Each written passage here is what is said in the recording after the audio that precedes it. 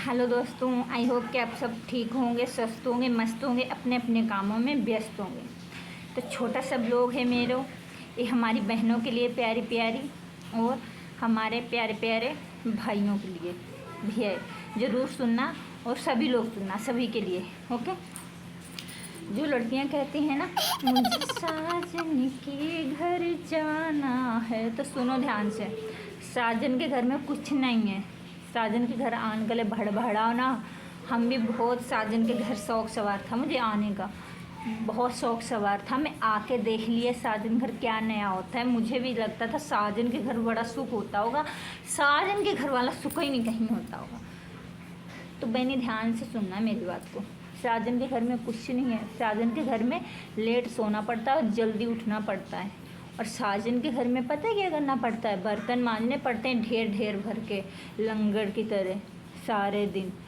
कोई पकोड़े खाएगा तो कोई पराठे खाएगा, तो कोई रोटी खाएगा, तो कोई खिचड़ी खाएगा, तो किसी को बीमार है तो कोई फिर दलिया ही खाएगा। खिचड़ी भी खाने लायक नहीं बचता है, ठीक है। और हर डेली कोई ना कोई बीमार होता है साजन के घर। तो समझी मेरी बात। साजन के घर आना नहीं आसान नहीं है। साजन के घर जितने दिन हो सके उतने दिन गुजार लो अपने अम्मा बाप के पास में। अगर अपने अच्छे दिन गुजारने चाहती हो, अगर जल्दी बर्बादी चाहती हो, फिर साजन के घर जाओ साजन के घर।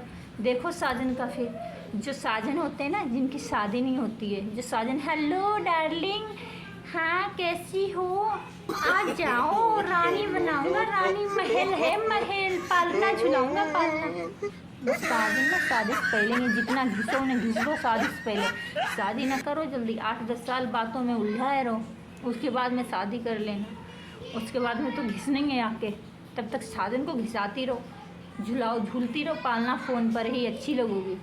जो एक बार साजन के घर आ गई ना, तो साजन में फिर पालना नहीं झुलाना, फिर बर्तन मजाने हैं सारे दिन। तो ध्यान से सुन लो मेरी बातें, ठीक है। साजन से कहना बात पे ही ठीक हो, फ़ोन से बात करती ही रहो, उसके बाद में फिर शादी कर लो 8-10 साल बाद। तब तक साजन का दिमाग थोड़ा हिल जाएगा बातों से, बात करते करते, ठीक है।